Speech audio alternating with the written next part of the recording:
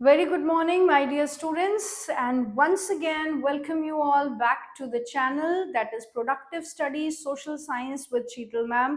हम कर रहे हैं हिस्ट्री का first chapter that is rise of nationalism in Europe.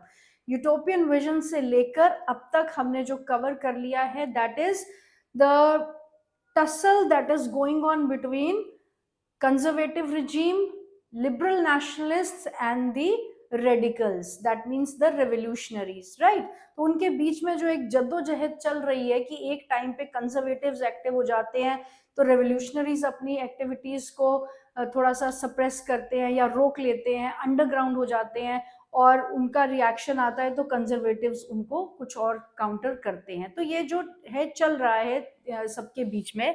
ऐसे में बहुत ही एक इम्पॉर्टेंट टॉपिक और आपका है, आपका जो आज का, जहाँ से हम आज का ये वीडियो शुरू करने वाले हैं, that is about the romanticism और द रोमांटिक इमेजिनेशन.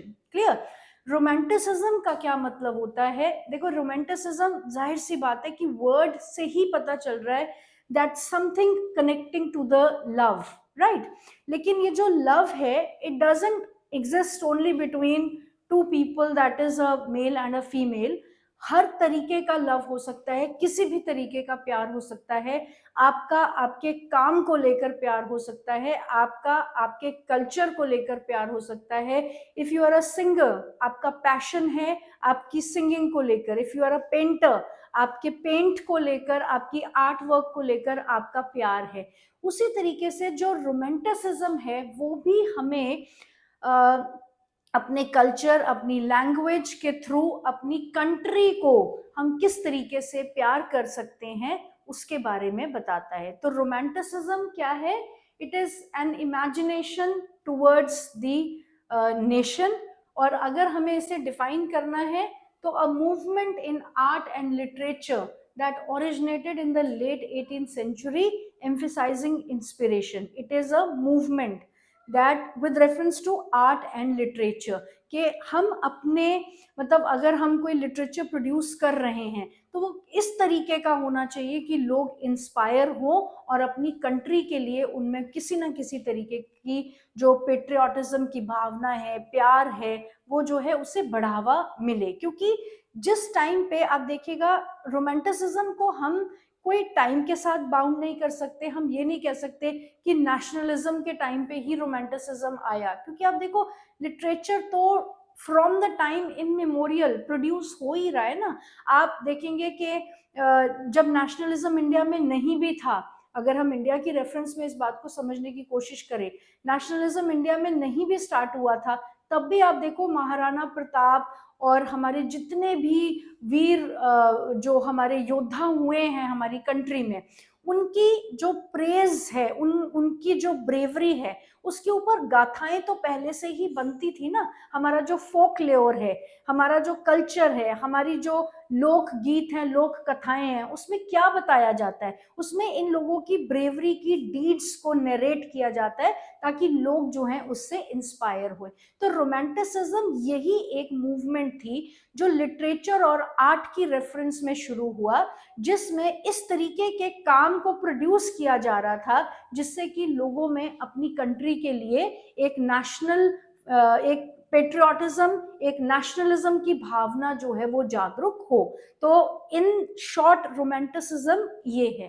क्लियर? अब हम इसको डिटेल में पढ़ेंगे from your question and answer point of view. Basically romanticism क्या है कि आप इस तरीके का लिटरेचर प्रोड्यूस कर रहे हैं, आप अपनी लैंग्वेज, वर्नाकुलर लैंग्वेज में लोगों को कुछ गा के सुना रहे हैं या कोई गाथा उन्हें गा के सुना रहे हैं, या इस तरीके का आर्ट वर्क प्रोड्यूस कर रहे हैं जो लोगों को इंस्पायर कर रहा है अपने देश के लिए कुछ करने का.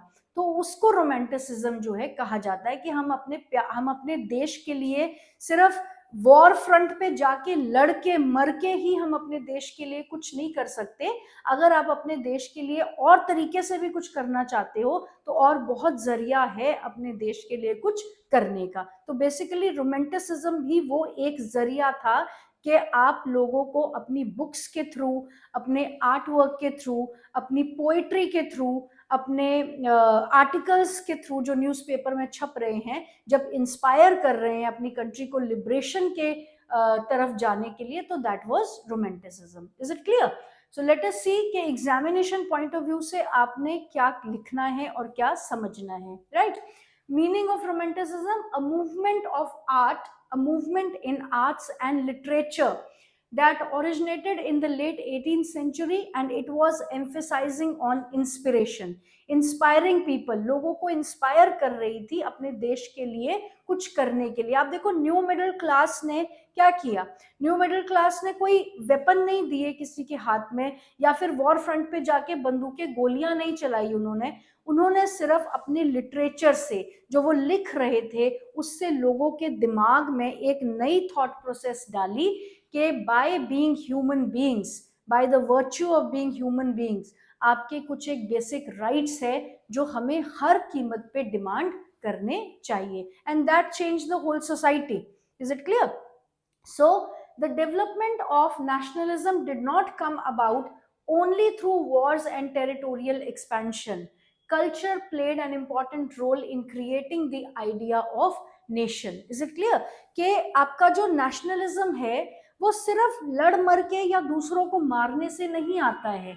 जब आप कुछ ऐसा कर रहे हो जिससे किसी 10 लोग, 20 लोग, 50 लोगों के दिमाग पे कुछ इम्पैक्ट हो रहा है, आप अगर बोल भी रहे हो और 50 लोग आपको सुन रहे हैं और आप उनके परसेप्शन को, उनके नोशन को, उनके थॉट प्रोसेस को चेंज कर पा रहे हो, तो भी आप अपनी कंट्री के लिए अपनी कंट्रीब्यूशन कर रहे हो. तो यहाँ पे रोमांटिसिज्म पे बेस्ड जो मेनली फोकस किया गया है that is on your culture, आपका वर्नेकुलर लैंग्वेज जो आपकी रीजनल लैंग्वेज है, और आपका जो आर्ट वर्क है, आपकी पोइट्री है, किस तरीके से आप लोगों को इंस्पायर कर रहे हो अलग अलग चीजों को अडॉप्ट करके. Right? So culture played an important role in creating the idea of nation. Culture, art and poetry, stories and music helped express and shape the nationalist feelings. Let us look at romanticism, a cultural movement which sought to develop a particular form of nationalist sentiment. Is it clear? अब जैसे India की reference में अगर हम बात करें, आप राजस्थान की तरफ जब हम कभी टूरिज्म पर्पस के लिए घूमने जाते हैं अब तो, या फिर आपने कभी अपनी दादी दादा के साथ बैठ के उन्होंने आपको स्टोरीज सुनाई होगी, या आपने स्टोरीज तो अब कौन देखता है, आप लोग तो ऑनलाइन वाले बच्चे हो. तो अगर आप जैसे घूमने जाते हो राजस्थान में, आपने देखा है वो एक इंस्ट्रूमेंट प्ले करके कुछ बजा रहे होते हैं और कुछ गा रहे होते हैं. राइट? तो अगर आप उनका गाना सुनोगे तो इट इज नॉट कोई फिल्मी गाना नहीं गा रहे होते वो लोग. उनको ध्यान से सुनो, समझो, तो आपको पता चलेगा कि वो किसी किंग की ब्रेवरी की गाथाएं जो हैं वो सुनाया करते थे, और लोग इस तरीके से उनके आसपास बैठ के समझते थे, सुनते थे, और बच्चे इंस्पायर होते थे कि हमारे जो एंसेस्टर्स हैं वो कितने ब्रेव रहे होंगे. Is it clear? तो उसी तरीके से आपका जो कल्चर है वो बहुत इंपॉर्टेंट इम्पैक्ट डालता है आपकी सोच पे. और कहीं ना कहीं why we feel so proud of Indian heritage, क्योंकि हम जानते हैं कि ये एक रिच लेगेसी है, हमने इसके बारे में पढ़ा है, हमारे पेरेंट्स ने इसके बारे में हमें बताया है. तो that is why we feel proud of our cultural heritage. Clear? तो कल्चर जो है बहुत इंपॉर्टेंट एस्पेक्ट है, एक इंसान से जुड़ा हुआ बहुत ही इंपॉर्टेंट उसका एक फेज है या फिर एस्पेक्ट है लाइफ का. तो romantic artist and the poets generally criticize the glorification of reasons and science and focused instead on emotions, institution and motivation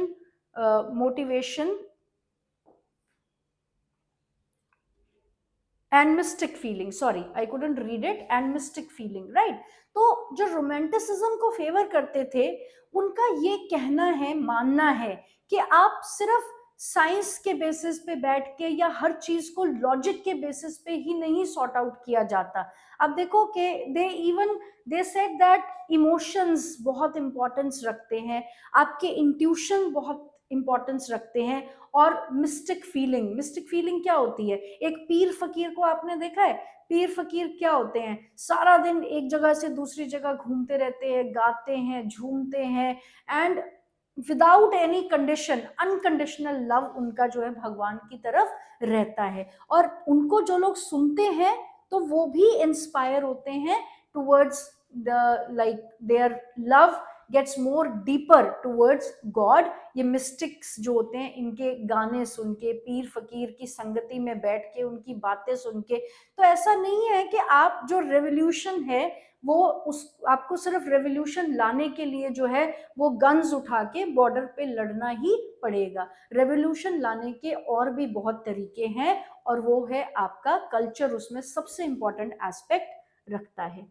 then their effort was to create a sense of shared collective heritage, a common cultural past as the basis of nation। कि आपके nation की जो foundation है उसमें culture बहुत important role play करता है। अब आप देखिए, ब्रिटिशर्स जब इंडिया आए तो यहाँ पे क्या हो रहा था? यहाँ पे रिलीजन के नाम पे लोगों को बांटा जा रहा था, and they were being ruled because they were divided. Clear? तो उसके बाद में क्रिश्चियनिटी इतनी ज्यादा स्प्रेड की गई, और बिलीव था कि भाई क्योंकि हिंदू धर्म में सबको जो है इक्वल ट्रीटमेंट नहीं दिया जाता, तो जो अपने धर्म से वो लोग परेशान थे कि उनके साथ डिस्क्रिमिनेशन हो रही है, तो कुछ इस तरीके के लोग छोड़ के उन्होंने नए कल्चर को अडॉप्ट किया। और ऐसे टाइम में महात्मा गांधी और हमारे जो रिफॉर्मर्स थे, सोशल रिफॉर्मर्स थे, उनको ये लगा कि हमें कल्चर को अपना रिक्रिएट करना पड़ेगा ताकि लोग जो हैं दोबारा से एकजुट फील हो सके, बाउंडेड फील हो सके, और यूनिफाइड फील हो सके। क्योंकि कल्चर बहुत इंपॉर्टेंट रोल प्ले करता है आपको आपकी कंट्री से, अपने रीजन से या अपने एरिया से जोड़ने के लिए बहुत इंपॉर्टेंट रोल प्ले करता है।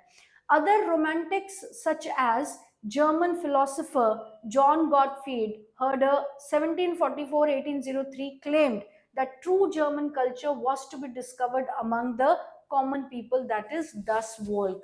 10 वोल्क 1 मार्क में पूछा जा सकता है कि क्या होता है। तो ऐसे ही जर्मन फिलोसोफर थे, अलग अलग कंट्रीज में आप देखो फिलोसोफर्स अलग रहे, लेकिन बेसिक फिलोसफी सबकी एक ही थी कि आपके लोग, आपकी जो आम जनता है वो किस तरीके से अपने जो जीवन है उसको व्यतीत करती है, कैसे अपनी फेस्टिविटीज को मनाती है, क्या रिलीजियस प्रैक्टिसेस होती है, क्या सेरेमनीज होती है, वो आपका कल्चर जो एक्चुअल हेरिटेज है वो आप उन आम जनता के बीच में जाकर देख सकते हो। और इसको डेवलप करना, इसको जनरेशन टू जनरेशन आगे लेकर जाना बहुत जरूरी है, क्योंकि ये एक बाइंडिंग फोर्स की तरह काम करता है जो सब लोगों को एकजुट बांधकर रखता है। It was through the folk songs, folk poetry and folk dances that the true spirit of the nation was popularized। कि आपका जो folk songs हैं, ये आजकल का जो म्यूजिक है that is all together different, right? आप अगर ट्रेडिशनल म्यूजिक को देखोगे, हमारे पंजाबी में आप देखो कितना रिच कल्चर है यहाँ की पोइट्री का, आपके सॉन्ग्स का। अगर आप जो लेटेस्ट पंजाबीज आप लोगों के ट्रेंड के हैं that is all together different, लेकिन अगर आप जो पुराने पंजाबी बहुत बड़े बड़े सिंगर्स हैं, अगर आप उनके गाने कभी सुनोगे तो आप देखोगे कि पूरी एक स्टोरी उनके गानों में चल रही होती है। जैसे एक मूवी होती है, उसकी एक पूरी स्टोरी और उसकी एक एंडिंग होती है, तो इन गानों को भी अगर आप सुनोगे तो आपको पता चलेगा कि इसमें पूरी एक गाथा किसी मे बी अ कपल या अ किंग, वॉरियर, या कोई जिसने कोई डिफरेंट लाइफ जिसकी रही हो, या कुछ इवेंट उसकी लाइफ से एसोसिएटेड है, तो वो गाने में पूरा वो इवेंट को नरेट किया जाता है, इसलिए इन्हें बड़ा रिच कल्चरल हेरिटेज हमारी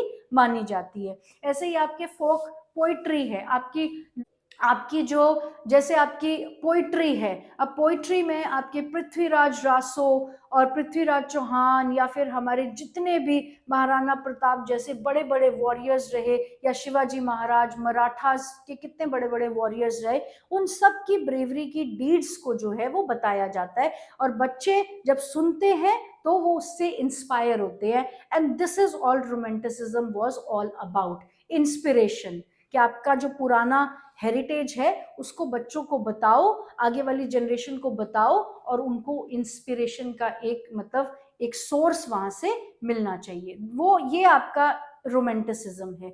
And that the true spirit of, okay, so collecting and recording these forms of folk culture was essential to project the nation building, कि कहीं ना कहीं आपका जो देश को आप दोबारा बनाना चाहते हो ना, तो नई लेगेसीज क्रिएट करना एक अलग बात है, लेकिन अपने पिछली जो आपकी हिस्ट्री है उसको साथ लेकर चलना बहुत जरूरी है। और इंडिया जैसी तो कंट्री ऐसी है जहां पे it is full of histories, कितनी गाथाएं हैं जो हमारी आने वाली जनरेशन को इंस्पायर कर सकती हैं, right.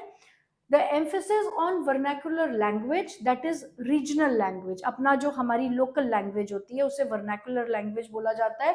And the collections of local folklore was not just to recover an ancient national spirit, but also to carry the modern nationalist messages to the large audiences who were mostly illiterate। तो अपने, क्योंकि आप देखिए ज्यादातर लोग जो है वो इलिटरेट है, पढ़ नहीं पाते हैं, लेकिन और आज के टाइम में अगर आप देखेंगे मॉडर्न फॉर्म में आप देखो तो बहुत सारे सोर्सेज हैं अपने पुराने कल्चर को जानने का, हमारे पास टीवी है, सोशल मीडिया है, लेकिन उस वक्त जो है लोग इलिटरेट होते थे largely.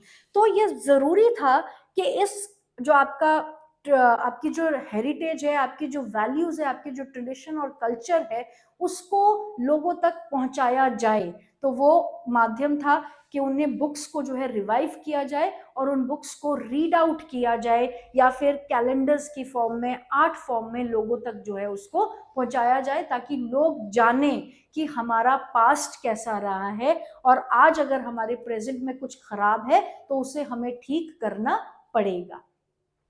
This was especially so in the case of Poland, which had been partitioned at the end of the 18th century by the great powers of Russia, Prussia, and Austria.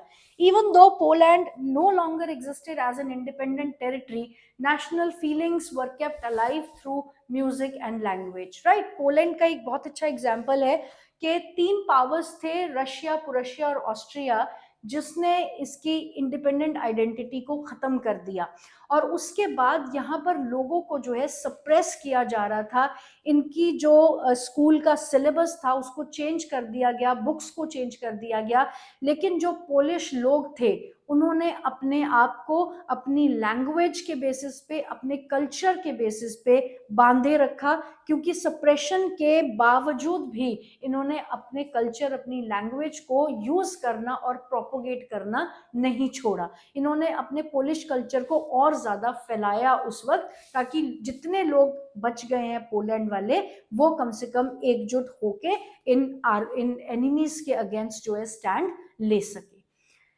Then Karl Koperniksky, for example, celebrated the national struggle through his operas and music, turning folk dances like the Polonaise and Mazurka into the nationalist symbols। अब यहाँ आपने देखा होगा कि Europe की बहुत सारी countries है जहाँ पे मोजार्ट का म्यूजिक जो है वो इनको ओपराज एंड म्यूजिक, ओपरा थिएटर्स होते हैं ना, बड़े बड़े ह्यूज थिएटर्स होते हैं जिसमें बहुत सारे लोग इकट्ठे वायलिन बजा रहे होते हैं, and one person is like playing music in front and singing। तो वो it is not a common singing, वो कॉमन सिंगिंग नहीं हो रही होती है, उसके थ्रू ना जाने कितनी जो स्टोरीज है उनको प्रेजेंट किया जाता है ऑडियंसेस को, and it is also very very rich cultural part of these countries, operas and mazurkas music, right.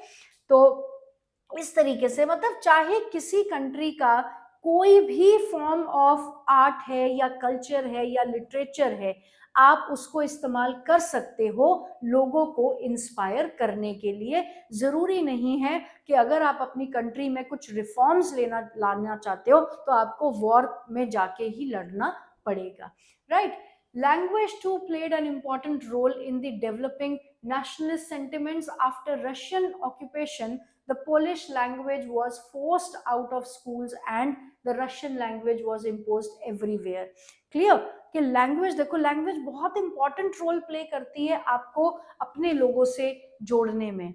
वही एग्जाम्पल कि अगर आप कहीं फॉरेन कंट्री में हैं तो आपको कोई इंडियन मिल जाता है, you feel glad about it, आप बात करते हो, इंट्रोडक्शंस बढ़ती हैं, एक्सचेंज होती है आपकी इंटरेक्शन। तो आपका जो नेक्स्ट क्वेश्चन होता है वो होता है आप इंडिया में कहाँ से हो। अगर आपकी स्टेट भी सेम हो जाती है तो you feel more bonded with the person, तो आप इमीडिएटली जो है हिंदी से आप अपनी रीजनल लैंग्वेज में बात करना शुरू कर देते हो, क्योंकि आपको ये लगता है कि अरे हम तो एक ही जगह से हैं। तो लैंग्वेज जो है वो बहुत ही इंपॉर्टेंट बाइंडिंग फोर्स का काम करता है, लोगों को जोड़ने का काम करता है। सिविक्स में आपने पढ़ा है ना, लिंग्विस्टिक बेसिस पे जो है स्टेट्स को रीऑर्गेनाइज किया गया था, तो वो कितना फायदेमंद रहा, that it was a very successful experiment, right? In 1831, an armed rebellion against Russian rule took place, which was ultimately crushed. Following this, many members of the clergy in Poland began to use language as a weapon of the national resistance. तो चाहे Russian बड़े strong रहे इनके rebel को suppress करने में, लेकिन Polish लोगों ने कभी भी अपनी जो कल्चरल आइडेंटिटी है, अपनी लिंग्विस्टिक आइडेंटिटी है, उसको छोड़ा नहीं। सप्रेशन के बावजूद, मारने के बावजूद, टॉर्चर के बावजूद भी ये लोग अपनी लैंग्वेज और कल्चर को प्रमोट करते रहे। Polish was used for church gatherings and all the religious instructions. तो जब भी पोलैंड में लोग मिलते थे तो वो जब भी अपने लोगों के बीच होते थे तो पोलिश लैंग्वेज का ही इस्तेमाल करते थे। As a result, a large number of priests and bishops were put in jail or sent to Siberia by the Russian authorities as punishment for their refusal to preach in Russian. The use of Polish came to be seen as a symbol of struggle against the Russian dominance. तो चाहे इन्हें कितना ही suppress किया, jail में डाला गया, priest तक को नहीं छोड़ा, राइट? कि आप क्यों रशियन लैंग्वेज में प्रीच नहीं कर रहे हो, आप पोलिश लैंग्वेज का इस्तेमाल क्यों कर रहे हो, लेकिन फिर भी आप देखोगे कि पोलैंड के लोगों ने इस लैंग्वेज को, अपनी लैंग्वेज को यूज करना नहीं छोड़ा, क्योंकि वो कहीं ना कहीं जब ग्रुप में खड़े हो रहे हैं, चाहे वो सप्रेस्ड है, चाहे उन्हें दबाया जा रहा है, लेकिन जब चार लोग पोलिश लैंग्वेज बोल रहे हैं तो उन्हें ये पता था कि हम चार एक ही कम्युनिटी को बिलोंग करते हैं। Is it clear? So romanticism का बेसिक मतलब क्या है कि हर चीज के लिए आपको लड़ झगड़ के रिजल्ट्स लाने जरूरी नहीं है, अलग अलग तरीके हैं लोगों को इंस्पायर करने के लिए। आप जो भी काम करते हो आप उसके थ्रू एक इंस्पिरेशन जो है लोगों के माइंड में क्रिएट कर सकते हो। आप एक बेस्ट एग्जांपल ले लो ना, रील्स स्क्रॉल करते हैं हम सारा दिन, आप लोग भी स्क्रॉल करते हो, राइट? तो जरूरी नहीं है कि हमें सारी रील्स सिर्फ फनी और एंटरटेनमेंट के पॉइंट ऑफ व्यू से ही मिलती है। कुछ रील्स ऐसी भी तो है ना जिनको हम फॉलो करते हैं, फॉलो करना शुरू कर देते हैं क्योंकि हमें उनसे कोई ना कोई इंस्पिरेशन मिली है, कुछ अच्छा सीखने को मिला है। तो आप कुछ भी कर रहे हो, इवन इफ आज की रेफरेंस में अगर आप रील्स भी बना रहे हो तो रील्स भी ऐसी बनाई जा सकती है जो लोगों को एक inspiration they, and that is also considered part of your romanticism. Is it clear? समझ में आ गया आपको? तो रोमांटिसिज्म में मेनली तीन चीजों पे बहुत ज्यादा फोकस किया गया है, दैट इज वर्नेकुलर लैंग्वेज, आपकी रीजनल लैंग्वेज, आपका लोकल फोकलोर जो आपका कल्चर है, जो आपकी रूट्स है, राइट? आपके विलेज में किस तरीके से फेस्टिविटीज मनाई जाती है। आप देखोगे शादी के टाइम पे कितने अभी तो डीजे बजते हैं, पहले क्या होता था, औरतें इकट्ठी होती थी और different type of songs they used to sing. उसमें आप देखोगे कि शादी की हर रस्म से रिलेटेड जो है अलग अलग तरीके के गीत हुआ करते थे, गाने गाए जाते थे। एंड देन विदाई के गीत अलग होते हैं, जो रस्में हो रही है, हल्दी के गीत अलग होते हैं, और जब कुछ मजाक, हंसी मजाक के गीत होते हैं। तो ये क्या है? ये आपका लोकल फोक ल्योर है, जिसको आप आगे अपनी जनरेशन टू जनरेशन पास करते हो। लोहड़ी मनाते हैं हमारी कंट्री में, तो एक अलग सा जो है गीत गाया जाता है। क्लियर? हर तरीके से जो है कोई ना कोई आपका जो है लोकल, आपका रीजनल कल्चर जो है जुड़ा हुआ है हर फेस्टिविटीज के साथ। तो इन सब चीजों को जरूरत थी रिक्रिएट करने के लिए, ताकि लोग जो हैं इससे सीखें और अपनी हिस्ट्री कितनी रिच उनकी रही है, ब्रेव रही है, ये जाने और अपने अधिकारों के लिए लड़े। This was romanticism. 3 चीजों पे फोकस किया है, vernacular language, local folklore and culture, कि आप अपने आप को किस तरीके से इंस्पायर कर सकते हो अपने कल्चर के थ्रू, अपने लोकल फोकलोर के थ्रू और अपनी लैंग्वेज के थ्रू। ये तीनों चीजें जो हैं, अगर आप इनको प्रमोट कर रहे हो तो आप अपने आप को बाइंड कर रहे हो अपनी रूट्स के साथ। This was about romanticism. I hope यहां तक क्लियर हो गया है। 5 मार्क में ये क्वेश्चन आता है, what was romanticism and how did it suggested to inspire people? क्या आप किस तरीके से लोगों को इंस्पायर कर सकते हो? Is it clear?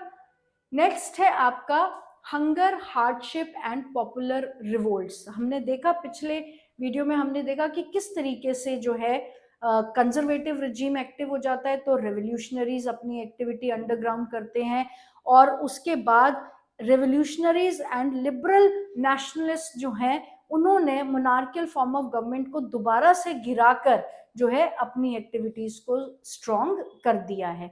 अब इस सब के बीच में जो आम जनता है उनका क्या हाल हो रहा है? Right? Hunger, hardship and popular revolt. 1830s were years of great economic hardship in Europe। 1830s और इसके बाद जो है 1848 तक आप देखोगे बहुत सारा जो है हार्डशिप लोगों ने देखी। चाहे वो पॉलिटिकल और सोशल तो हार्डशिप चल ही रही थी, लेकिन अब यहाँ पे इकोनॉमिक हार्डशिप्स भी देखने को मिल रही हैं। The first half of the 19th century saw an enormous increase in population all over Europe। In most countries, there were more seekers of job than employment, right? क्योंकि हमने कहीं ना कहीं देखा, और मैंने आपको स्टार्टिंग में बताया है कि इंडस्ट्रियलाइजेशन और अर्बनाइजेशन का प्रोसेस भी पैरेलली चल रहा था नेशनलिज्म के साथ, क्योंकि इंडस्ट्रीज डेवलप हो रही थी, लोग एग्रीकल्चर सेक्टर छोड़ के इंडस्ट्रीज की तरफ जा रहे थे जॉब की तलाश में। लेकिन इंडस्ट्रियल डेवलपमेंट का जो पेस था वो बहुत ज्यादा फास्ट नहीं था, लोगों ने बहुत जल्दी इंडस्ट्रीज को एक्सेप्ट नहीं किया था। राइट? तो इतनी ज्यादा जॉब्स क्रिएट नहीं हो रही थी जितने लोग अर्बनाइज सेक्टर में जा रहे थे जॉब्स ढूंढने के लिए।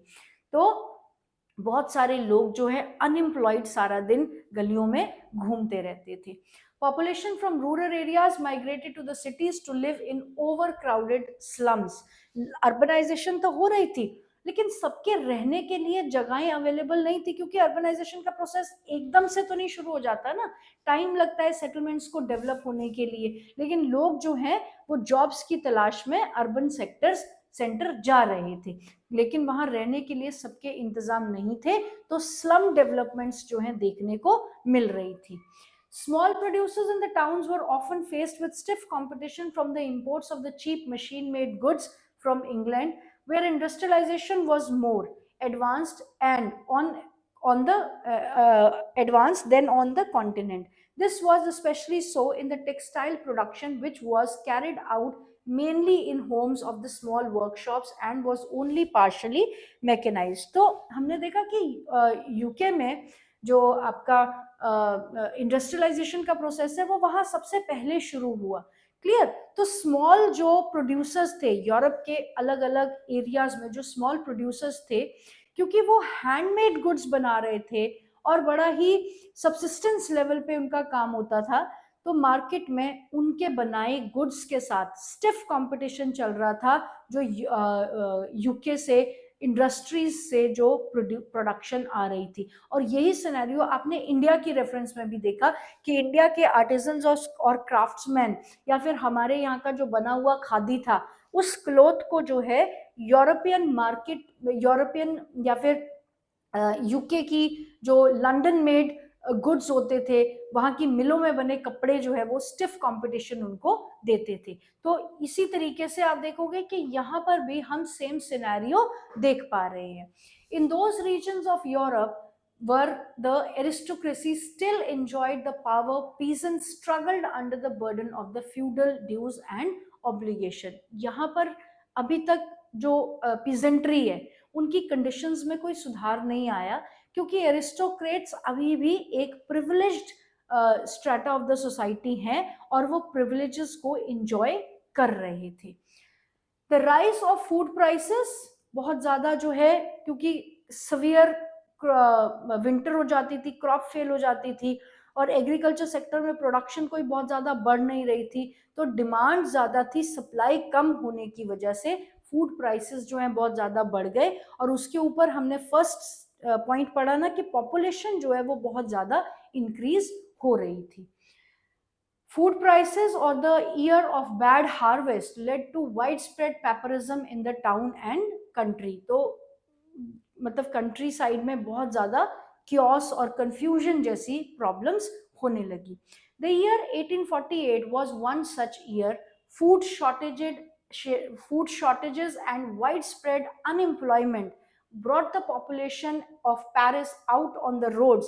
Barricades were erected and Louis Philippe was forced to flee. तो ऐसी ही कंडीशन जो है पेरिस में एक बार फिर देखने को मिली 1848 में, जब मोनार्कियल फॉर्म ऑफ गवर्नमेंट को गिरा के दोबारा से कॉन्स्टिट्यूशनल फॉर्म ऑफ गवर्नमेंट, वहां पे कॉन्स्टिट्यूशनल मोनार्की एस्टैब्लिश की गई थी ना लुइस फिलिप के अंडर, तो दोबारा वहां पे जो है क्योस सिचुएशन होने लगी।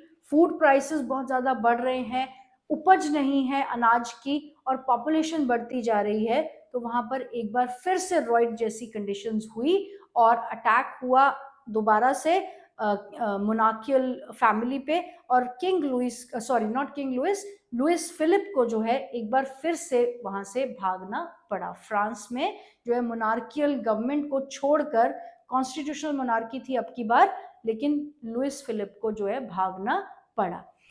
National Assembly proclaimed a republic, guaranteed suffrage to all the adult males above 21 and guaranteed the right to work. National workshops to provide employment were set up. और एक बार फिर से नेशनल असेंबली ने जो है बागडोर अपने हाथ में ली, जैसे स्टॉर्मिंग ऑफ बेस्टाइल के टाइम पे हुआ था ना, वैसे ही एक बार फिर से बागडोर जो है अपने हाथ में ली और guaranteed suffrage to all adults above 21 years, कि जितने भी मेल हैं, not all adults, not females, only adult males above 21, उनको सबको जो है वोट देने का अधिकार दिया गया। नेशनल असेंबली ने लुइस फिलिप जब छोड़कर भाग गया। Is it clear? तो ऐसा ही एक रिवोल्ट जो है, जो बहुत इंपॉर्टेंट रिवोल्ट है, 5 मार्क्स का क्वेश्चन आपको यहां से आता है, 1845 में अकर किया, जिसका नाम था सिलीसियन रिवोल्ट। अब सिलीसियन रिवोल्ट में क्या था, इसको वीवर्स रिवोल्ट भी बोला जाता है या सिलीसियन रिवोल्ट बोला जाता है। सिलीसिया जो है एक गांव का नाम है, विलेज का नाम है, जहां पर प्रोडक्शन होती थी, कपड़ा बनाया जाता था, वीवर्स थे जो कॉन्ट्रैक्टर के साथ, मतलब in contact with the contractor, एक बाहर से एक्सटर्नल कॉन्ट्रैक्टर इनके गांव में आता था, रॉ मटेरियल इन्हें प्रोवाइड करता था वीवर्स को, वीवर्स अपने घर में कपड़ा बुनते थे और फिर वही कॉन्ट्रैक्टर इनसे आके कपड़ा ले जाकर मार्केट में सेल कर देता था। अब मार्केट में सेल किस प्राइस पे हो रहा है वो वीवर्स को कुछ नहीं पता, वीवर्स को जितने पैसे कॉन्ट्रैक्टर ने दे दिए उन्हें सिर्फ उस बात तक से मतलब रखा जाता था, राइट। तो अब कॉन्ट्रैक्टर जो है वो एक्सप्लॉइट कर रहा था एक तरीके से वीवर्स को, और कॉन्ट्रैक्टर जो है बहुत ही कम वेजेस इन वीवर्स को जो है कपड़ा बुनने का दिया करता था। तो एक बार इस कम वेजेस की वजह से वीवर्स जो हैं उन्होंने कॉन्ट्रैक्टर के अगेंस्ट जो है रिवोल्ट कर दिया। कॉन्ट्रैक्टर का बड़ा एक घर था जिसको कि हवेली बोलते हैं, मेंशन कहा गया है यहाँ पर, तो हवेली पर जो है इन कॉन्ट्रैक्टर्स इन वीवर्स ने मिलकर, सिलीसियन विलेज के जो वीवर्स थे उन्होंने मिलकर कॉन्ट्रैक्टर के घर पे अटैक कर दिया।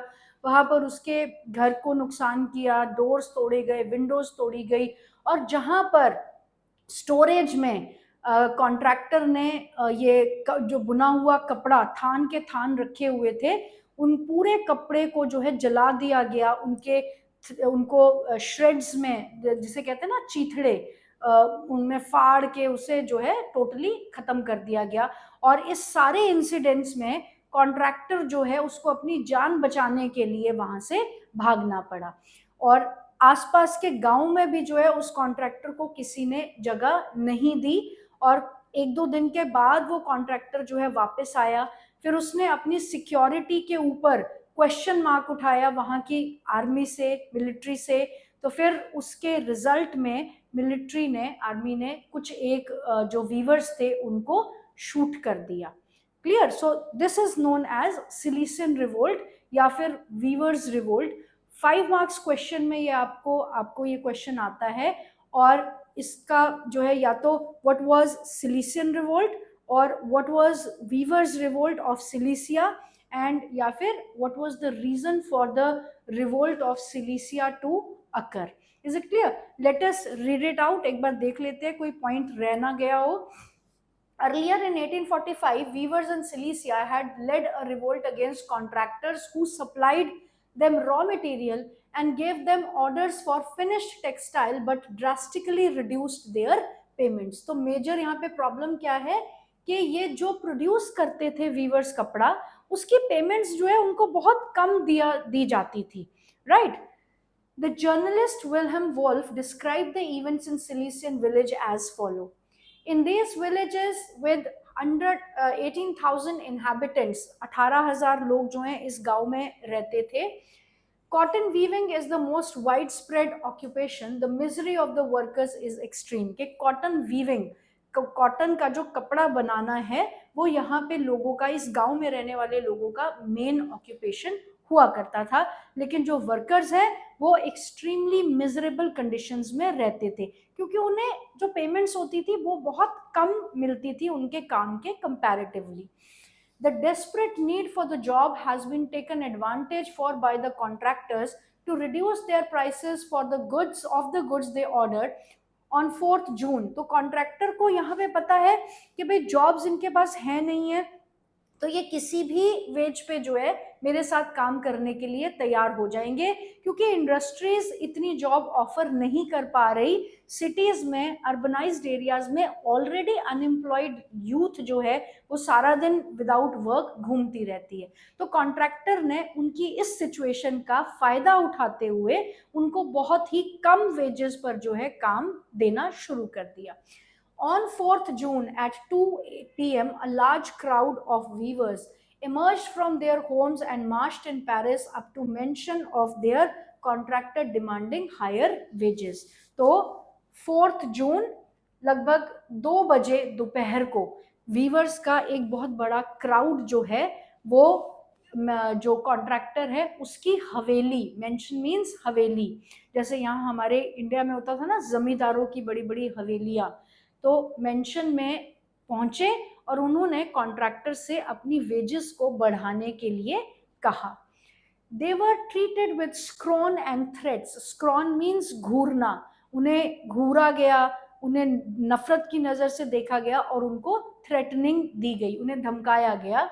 Following this, a group of them forced their way into the house, smashed its elegant window panes, furniture, proclaimed. Another group broke into the storehouse and plundered it of the supplies of the cloth which they tore to the shreds. तो वो घूरने के बदले में एक जो पूरे crowd में से एक 4-5 लोगों का ग्रुप जो है वो आगे आया और उन्होंने कॉन्ट्रैक्टर के जो हवेली है उस पर अटैक कर दिया, उसके शीशे तोड़े, उसके दरवाजे तोड़े, और जहाँ पे कपड़ा जो है स्टोर करके रखा गया था, बुना हुआ कपड़ा, उसको वहां घुस कर उन्होंने कपड़े को जो है फाड़ दिया, बुरे तरीके से उसके चीथड़े चीथड़े कर दिए। ओके, श्रेड्स मीन्स चीथड़े, कहाँ गया ये, tore to shreds, clear? The contractor fled with his family to the neighboring village, which however refused to shelter such a person. तो कॉन्ट्रैक्टर अपने परिवार के साथ जो है पास वाले विलेज में चला गया अपने आप को बचाने के लिए, शेल्टर लेने के लिए, लेकिन वहां उसको किसी ने शेल्टर नहीं दिया. He returned 24 hours later, having re-questioned the army. In the exchange that followed, 11 weavers were shot. तो उसने जब वापस आया तो अपनी सिक्योरिटी पे क्वेश्चन उठाया कि भाई कैसे मेरे साथ इतना बड़ा इंसिडेंट हो गया और पुलिस, एडमिनिस्ट्रेशन, आर्मी ने कुछ भी नहीं किया. तो उसको सेटिस्फाई करने के लिए 11 वीवर्स को जो है शूट कर दिया आर्मी ने. Is it clear? ये था आपका सिलीसियन रिवोल्ट या फिर weavers revolt of Silesia. 5 marks question में ये आता है. Is it clear? Then next is peasants revolt. अब हम रिवोल्ट, हंगर, हार्डशिप देख रहे हैं ना. हंगर, हार्डशिप हमने देख ली. पॉपुलेशन बढ़ रही है, इंडस्ट्रियलाइजेशन हो रहा है, लेकिन अर्बनाइज सेंटर उस हिसाब से नहीं बढ़ पा रहे हैं क्योंकि अर्बनाइजेशन तो बहुत ज्यादा बढ़ रही है लेकिन इंडस्ट्रीज में जॉब सबके लिए नहीं है, जिस वजह से इंडस्ट्रियल वर्कर्स की वेजेस भी बहुत कम है. मिजरेबल कंडीशन में वो रह रहे हैं. क्रॉप फेलियर हो रहा है. एग्रीकल्चर प्रोडक्शन जो है पेस नहीं रख पा रही, बढ़ती हुई पॉपुलेशन को सस्टेन नहीं कर पा रही, जिस वजह से एग्रीकल्चर को छोड़ छोड़ के लोग इंडस्ट्रियल सेक्टर की तरफ जा रहे हैं, लेकिन इंडस्ट्रियल सेक्टर भी उनको जॉब नहीं दे पा रहा. तो कहीं ना कहीं आप देखो कि चाहे एग्रीकल्चर सेक्टर है चाहे इंडस्ट्रियल सेक्टर है, दोनों ही जगहों पे एक्सप्लॉयटेशन हो रही है, जिसकी वजह से लोगों को कारण मिलते जा रहे हैं कि वो रिवोल्ट करें. Is it clear? सो ऐसा ही पीजेंट रिवोल्ट था 1848 का. Late us see this now. 1848, the revolution of the liberals educated middle class. Parallel to the revolt of the poor, unemployed and starving peasants and workers in many European countries in year 1848, a revolution led by educated middle classes was underway. Events of February 1848 in France had brought about abdication of the monarch and the republic based on universal male suffrage had been proclaimed. ये हमने पिछले topic में अभी पढ़ा था ना कि जब बहुत ही पैपरिज्म देखा गया पेरिस में, बहुत कंफ्यूजन हो रही है, अनएम्प्लॉयमेंट है, फूड प्राइसेस बढ़ रहे हैं, पॉपुलेशन बढ़ रही है, क्रॉप फेलियर हो रहा है, और लुइस फिलिप जो है उससे सिचुएशन को संभाला नहीं गया. लोगों ने फिर से एक बार जो है एब्डिकेट कर दिया, मोनार्क को हटा दिया कॉन्स्टिट्यूशनल मोनार्की से और उसे भागना पड़ा. Clear?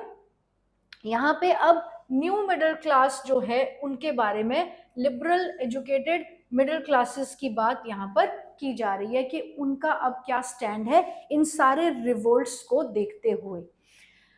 In other parts of Europe where independent nation states did not yet existed, दूसरे पार्ट्स में, यहाँ पर हमने मेनली जर्मनी, फ्रांस की ही हम बात समझ रहे हैं, अभी तक पढ़ रहे हैं, लेकिन not even Germany, France and few areas outside France, right. लेकिन दूसरे पार्ट ऑफ यूरोप में अभी तक नेशनलिज्म का कॉन्सेप्ट जो है वो इतना ज़्यादा नहीं चल रहा. नेशन स्टेट का कॉन्सेप्ट अभी तक नहीं शुरू हुआ है, लेकिन हाँ सबकी एक मतलब सबको पता ज़रूर है कि फ्रांस में क्या हो रहा है या फ्रांस के बाहर यूरोप में नेपोलियन ने क्या किया, क्या एडमिनिस्ट्रेटिव चेंजेस लाए, उसके क्या रिपरकशन हुए, रशिया, जर्मनी, इन रीजन्स में थोड़ा थोड़ा टिट्स बिट्स में क्या चल रहा है. क्लियर? तो अब उसका इम्पैक्ट जो है, ये जो रिवोल्ट्स हो रहे हैं जगह जगह, उसका इम्पैक्ट देखने को मिला कि जर्मनी में, इटली में, पोलैंड में, ऑस्ट्रिया में, Hungarian empire, men and women of the liberal middle classes combined their demands for constitutionalism and national unification. के फ्रांस को छोड़कर या यूरोप के वो एरियाज को छोड़ के जहां जहां नेपोलियन गया, उसके अलावा भी अब देखा जा रहा है कि जो मिडिल क्लास है, एजुकेटेड मिडिल क्लास है, वो लोग हर जगह इकट्ठे होने शुरू हो रहे हैं और उन्होंने एक दूसरे की देखा देखी जो है अपनी कॉन्स्टिट्यूशनल गवर्नमेंट की डिमांड को जो है स्ट्रॉन्ग कर दिया है. और फ्रांस में भी जो है वो मेल्स के लिए सफरेज जो है पूरी तरीके से गारंट कर दी गई है. वो प्रॉपर्टीड और नॉन प्रॉपर्टीड पीपल वाला कॉन्सेप्ट खत्म है, और 21 ईयर्स अबव जितने भी मेल है उनको सबको सफरेज दे दी गई है। Suffrage means voting right they दिया गया है। तो कहीं ना कहीं यूरोप के दूसरे पार्ट्स में भी, जैसे जर्मनी है, इटली है, पोलैंड है, हंगेरियन एम्पायर है, ऑस्ट्रिया है, यहाँ पर भी न्यू मिडिल क्लासेस ने ये डिमांड करनी शुरू कर दी थी। They took advantage of the growing popular unrest to push their demands for the creation of a nation state on parliamentary principles, a constitution, freedom of press and freedom of association। के इन्होंने जो confusion हो रखा है, कहीं पे भी stable government नहीं है, मोनार्कीज को एक्सेप्टेबिलिटी नहीं दे रहे हैं लोग, और लोगों में जागरूकता आ रही है, कुछ ना कुछ आर्टिकल्स, कोई ना कोई लिटरेचर, कोई ना कोई पोइट्री पढ़कर, रोमांटिसिज्म ने बहुत इंपॉर्टेंट रोल प्ले किया है। तो लोग जो है वो अब जाग रहे हैं और वो अपने राइट्स की डिमांड कर रहे हैं, एसोसिएशन बनाने की डिमांड कर रहे हैं, फ्रीडम ऑफ प्रेस मांग रहे हैं, और कहीं ना कहीं वो एक डेमोक्रेटिक फॉर्म ऑफ गवर्नमेंट की तरफ जो है आगे बढ़ रहे हैं। नेशन स्टेट का कॉन्सेप्ट जो है वो बढ़ने लगा है, फैलने लगा है। Next, unsuccessful attempt of German unification. अब यहां से आगे आप पढ़ोगे जर्मन यूनिफिकेशन का प्रोसेस, इटली यूनिफिकेशन का प्रोसेस, और किस तरीके से मतलब धीरे धीरे आप देखोगे कि सारे जो रीजन्स थे वो अल्टीमेटली कंट्रीज में कन्वर्ट होने लगे। क्लियर? जर्मनी ने अपने आप को 2 बार यूनिफाई करने की कोशिश की। पहला अटेम्प्ट जो था जर्मनी का वो अनसक्सेसफुल रहा, और उसके बाद सेकेंड टाइम वो लोग सक्सेसफुल हुए। तो फर्स्ट जो इनका अनसक्सेसफुल अटेम्प्ट था वो देखते हैं कि क्यों अनसक्सेसफुल रहा। Clear? In the German regions, a large number of political associations whose members were middle class, professional, businessmen and prosperous artisans came together in the city of Frankfurt and decided to vote for all German National Assembly। Clear? यहाँ पे जैसे France में national assembly बनाई जा रही थी ना commoners की, जब किंग लुइस ने टैक्सेस लगाने चाहे और टैक्सेस का लगाने का तरीका उसने बदलना चाहा, तो उन्होंने नेशनल असेंबली फ्रेम कर दी। वैसे ही यहाँ पे भी आप देखो कौन कौन लोग जुड़ रहे हैं यहाँ पर।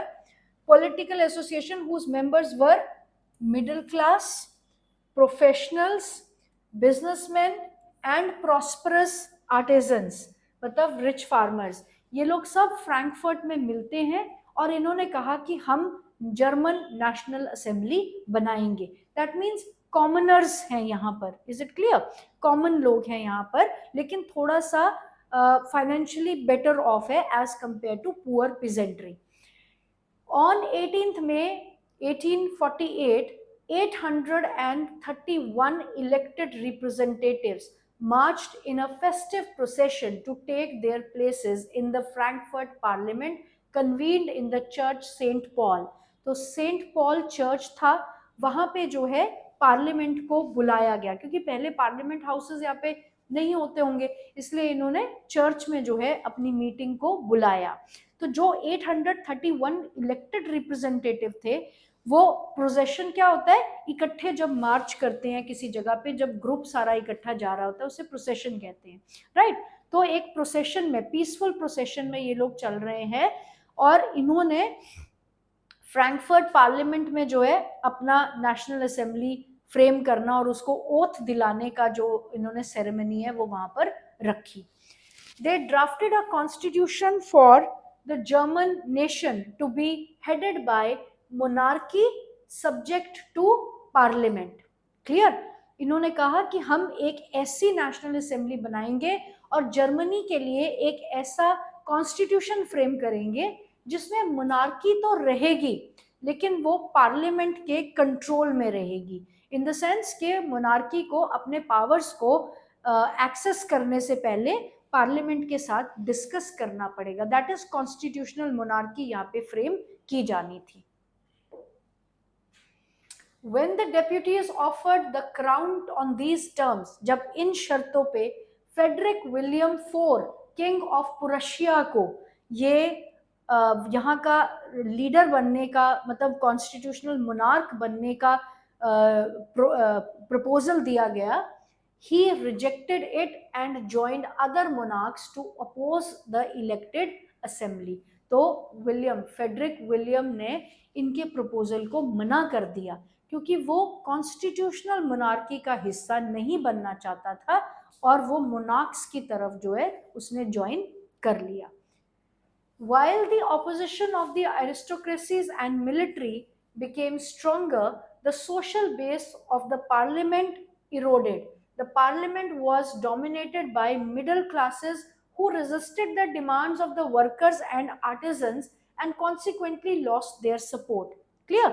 जो मोनार्क तो अपना अलग हो गया, बाकी के मोनार्क्स के साथ जुड़ गया कि मुझे कॉन्स्टिट्यूशनल मोनार्की का हिस्सा नहीं बनना है, आइदर प्रॉपर मोनार्की बना लो नहीं तो अपनी गवर्नमेंट बना लो, right. They he didn't want के मेरे को कॉन्स्टिट्यूशन चेक करे, तो उसने इनका लीडर बनने का प्रपोजल जो है वो खत्म कर दिया, खारिज कर दिया. ऑन द अदर हैंड आप देखोगे कि जिन लोगों ने नेशनल असेंबली बनानी शुरू करी थी ना शुरू में, वो मिडिल क्लास थे, पुअर पेजेंट्री से बेटर ऑफ थे, लेकिन पुअर पेजेंट्री की डिमांड्स को वो तवज्जो नहीं दे रहे थे, ध्यान नहीं दे रहे थे, जिसकी वजह से उनके साथ जो पुअर पेजेंट्री का सपोर्ट था वो भी उन्होंने खत्म कर दिया, वो भी खत्म हो गया. और इसलिए इनके पास जो मिडिल क्लास ग्रुप था जिसमें थोड़े से प्रॉस्परस लोग थे, इनके पास ना तो मोनार्क रहा जो उन्हें लीड करे और ना ही नीचे से इनका बेस का जो सपोर्ट था लोकल आम लोगों का, पुअर पेजेंट्री का, वो भी खत्म हो गया. In the end the troops were called in and assembly was forced to disband. तो जर्मन जो नेशनल असेंबली बनने जा रही थी फ्रैंकफर्ट में, वो जो है उसको खत्म कर दिया गया. ट्रूप्स बुलाए गए, सेना को बुलाया गया और असेंबली को खारिज कर दिया, लोगों को वापस भेज दिया गया. समझ आइए आपको बात कि कुछ मिडिल क्लास ग्रुप लोग थे जिसमें कि थोड़े बहुत पढ़े लिखे और थोड़े बहुत फाइनेंशियली जो वेल ऑफ लोग थे, इन्होंने नेशनल असेंबली बनाने का सोचा और इन्होंने कहा कि हम एक ऐसा कॉन्स्टिट्यूशन बनाएंगे जिसमें कॉन्स्टिट्यूशनल मोनार्की रखी जाएगी, दैट मीन्स मोनार्क भी रहेगा और पार्लियामेंट भी बनेगी. लेकिन जिसको इन्होंने लीडरशिप ऑफर की, that is Frederick William IV, king of Prussia, इसने इनकी प्रपोजल को रिजेक्ट कर दिया. और क्योंकि जो नेशनल असेंबली के लोग थे उन्होंने, जो बिल्कुल पुअर पीजेंट्स हैं, ये dominated by the middle classes who resisted the demand of workers and artisans, जो बिल्कुल ही मतलब छोटे लेवल पे काम करने वाले किसान और इंडस्ट्रियल वर्कर्स है, उनकी डिमांड्स को जो है खारिज कर दिया, उन्हीं की डिमांड्स को खारिज कर दिया. तो उनका जो है मास सपोर्ट खत्म हो गया, जिसकी वजह से इनकी असेंबली को डिसबैंड कर दिया गया, खत्म कर दिया गया. क्लियर? इसलिए इसे कहा जाता है unsuccessful attempt of German unification, right. Then though the conservative forces were able to suppress liberal movement in 1848, they could not restore the old order. Clear? कि चाहे अब आप देखो मोनार्क्स ने एक बार फिर से पार्लियामेंट्री फॉर्म कॉन्स्टिट्यूशनल मोनार्की को एक्सेप्ट करके कंजर्वेटिव फोर्सेस ने कहीं ना कहीं लिबरल्स को सप्रेस तो किया, लेकिन फिर भी वो अपना पुराना जो रिजीम था मोनार्की का उसको एस्टैब्लिश नहीं कर पाए. Monarchs were beginning to realize that the cycles of revolution and repression could only be ended by guaranteeing concession to the liberal nationalist revolutionaries. तो उनको कहीं ना कहीं ये लग रहा था कि ये जो अब सोसाइटी में चल रहा है ना, रिवोल्ट्स हो रहे हैं बार बार, हम उनको दबा रहे हैं, फिर रिवोल्ट हो रहे हैं, हम फिर उन्हें सप्रेस कर रहे हैं, तो इस तरीके से जो है मोनार्कियल फॉर्म ऑफ गवर्नमेंट को दोबारा एस्टैब्लिश करना भी पॉसिबल नहीं है. इसलिए हमें कहीं ना कहीं थोड़ा बहुत एडजस्ट तो करना पड़ेगा. Hence, in the years after 1848, the autocratic monarchies of Central and Eastern Europe began to introduce the changes that had already taken place in the Western Europe before 1815. Clear? तो कुछ एक ऐसे मतलब ईस्टर्न पार्ट ऑफ यूरोप में कुछ एक ऐसे changes introduce किए जाने लगे, थोड़ी सी फ्लेक्सिबिलिटी दिखाने लगे कंजर्वेटिव्स, जो वेस्टर्न पार्ट में ऑलरेडी एस्टैब्लिश हो चुके थे. तो वो अब बहुत ज़्यादा रिजिड नहीं थे कंजर्वेटिव्स को लेकर या मोनार्कियल फॉर्म ऑफ गवर्नमेंट को लेकर, कहीं ना कहीं इन्होंने अपने आप को थोड़ा सा फ्लेक्सिबल कर लिया था, क्योंकि इन्हें ये समझ आने लगा था कि ये रिवोल्ट और सप्रेशन का जो साइक्लिक मोशन चल रहा है, ये बहुत लंबे समय तक मोनार्कियल गवर्नमेंट को टिकने नहीं देगा. Then, thus the suffragam and bonded labor were abolished both in Habsburg domains and in Russia. The Habsburg rulers guaranteed more autonomy to the Hungarians in 1867. तो ये छोटे छोटे efforts जो हैं वो flexibility show करने के लिए adopt किए गए, जैसे कि bonded labor को abolish कर दिया गया और जो peasantry थी उनके जो स्ट्रगल था मेमोरियल ड्यूज एंड ऑल, उसको खत्म कर दिया गया. क्लियर. अब इस सारे सिनेरियो में आप देखो कि फ्रांस में 21 इयर्स वाले जो मेल हैं उनको वोटिंग राइट्स मिल चुका है. क्लियर. और नेशनल असेंबली भी फ्रेम की जा रही थी जर्मनी में, चाहे वो अनसक्सेसफुल इवेंट रहा. सफरडम को भी खत्म किया जा रहा है, बॉन्डेड लेबर भी खत्म हो रही है. मोनार्कीज को कहीं ना कहीं समझ में आ रहा है कि हमें थोड़ा सा फ्लेक्सिबल तो होना पड़ेगा. अब इन सारे सिनेरियोज में औरतों का कहीं भी अभी भी जिक्र नहीं है. Women are still not the point of discussion. Clear. तो क्या हो रहा है, the issue of extending political rights to the women was controversial one within the liberal movement, in which large number of women had participated actively over the years. के national movements जितनी भी रही, India में भी आप देखो महात्मा गांधी जब चलते थे तो उनके पीछे औरतों की भीड़ चला करती थी. क्लियर. लेकिन नेशनलिज्म जब हम चैप्टर करेंगे आप तब भी उसमें यही कॉन्सेप्ट समझोगे कि औरतों को साथ में सिर्फ इसलिए रखा जाता था ताकि भीड़ जो है बड़ी दिखे. क्लियर. मासेस जो क्राउड है वो बड़ा दिखे और जिसपे इम्पैक्ट डलना है उस पर ज्यादा इम्पैक्ट डले. यहां पर भी आप देखोगे अगर तो ये फ्रैंकफर्ट पार्लियामेंट चर्च पॉल में, जो सेंट पॉल में चर्च में जो मीटिंग कन्वीन की गई थी, आप उसमें देखिए नेशनल असेंबली फ्रेम हो रही है, only men are sitting here and discussing. Women जो है, औरतें जो है अभी भी गैलरी में बैठी हुई हैं and they are only witnessing. वो सिर्फ देख रही हैं प्रोसीडिंग कि क्या हो रहा है. दैट मीन्स उन्हें वो मूवमेंट्स का हिस्सा तो थी लेकिन सिर्फ देखने मात्र के लिए, ना उनकी कोई से थी ना उनको कोई राइट्स दिए गए थे अब तक भी. Women had formed their own political associations, founded newspapers and taken part in the political meetings and demonstrations. Despite this, they were denied suffrage rights during the election of the assembly. When the Frankfurt Parliament convened in the Church St. Paul, women were admitted only as observers to stand in the visitors' gallery. कि काफी सारी movements का हिस्सा होते हुए, political associations का हिस्सा होते हुए भी इनको कोई राइट्स नहीं दिए जा रहे थे and they were merely the spectators. सिर्फ गैलरी में देखने के लिए इनको बिठाया जाता था. आई होप यहां तक सबको क्लियर हो गया है.